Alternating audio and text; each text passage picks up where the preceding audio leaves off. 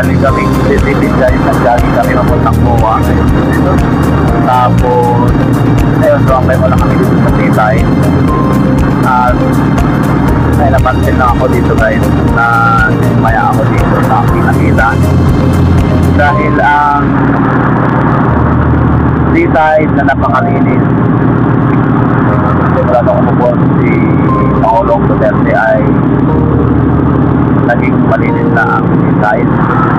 Pero sa ngayon, nakbak na naman ang basura. Kaya nagulat lang ako na sa dismaya mo guys. Papakita ko kayo.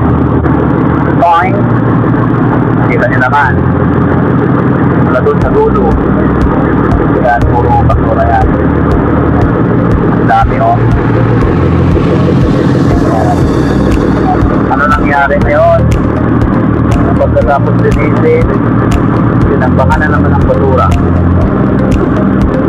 Mas marami yun ito guys. O, diba? Nakakabit kaya. Ang ganda na, napakaginis na. Pero ngayon, binaboy na naman ang Titay.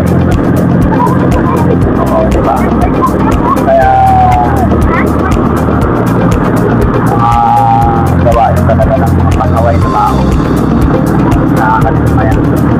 So tara guys, sa dulo ating titignan yung mga basura dito. Napakahaba rin yung Titay na to, pero ating alamin, tingnan natin kung hanggang doon ba sa dulo ay punin ng basura. Tara. Pinawisan. Hindi ka pa pinawisan? Pinawisan. Ito yung ito kaya kasama ko pala si James Madela. Ang gwapong singer. Makinis na yung mukha niya kasi nagan siya. Lugluta. Nagpapiki delo. Ayan, ang dami. Ang camera. Ang dami.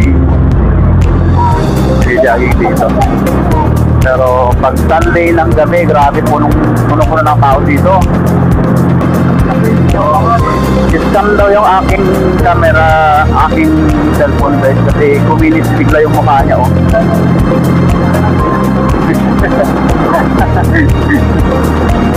Scam daw yung camera ko. So dito sa dulo guys, yan, puno pa rin ng basura. Doon tayo galing sa pinakadulo. Ang tayo, di ba, haba na. Tapos hanggang dito ay yan, puno pa rin ng basura. O, anong klaseng ugali ng mga tao niyan. Nakakalismaya, di ba? Hanggang sa dulo, punta tayo sa pinakadulo. Tingnan natin doon. Ito yun dito, ang daming mga padlock dito. Yung mga magjowa, pinapadlock nila para hindi daw maghiwalay. Pero may naghihiwalay pa rin naman. O, diba? Kinakalawang na nga ang mga kanilang pagmamahalan, no? Diba? Kinakalawang na yung mga pagmamahalan nila, o. Diba? Ang daming mga padlock dito. Kaya sa lahat ang gustong ipadlock ang kanilang pagmamahalan para kalawangin, padlock niya na. Pero, yan ang dami, grabe. Puro mga basura. Puro mga ano. Kaya tama lang yung sabi nila na choose Philippines. O, choose Philippines. Ganito karumi. O, diba? Yan ba yung pinagmamalaki nila na choose Philippines? Bot. Ayan na guys. Tingnan nyo, doon tayo sa dulo, sa Ferris wheel na yun. O, puno ng basura. O, yan. Hanggang sa dulo, ang layo pa. Hindi pa tayo nakakarating ng dulo. So, hindi ko alam kung sinadya ba ito na tinapon or nakakot lang dyan. Pero bakit itinambak pa dito? Hindi pa itinapon talaga sa tamang tapunan, di ba? Kaya, hi! Hi! May pusa oh. So, ayun guys. Choose Philippines lang. Kaya, choose Philippines. Yun.